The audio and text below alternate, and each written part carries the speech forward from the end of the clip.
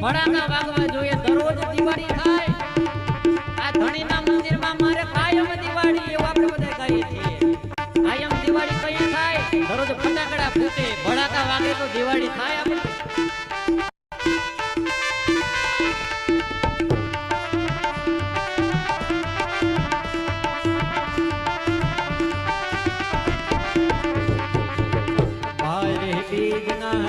ધણી ને સમરું બાર બીજ ના રે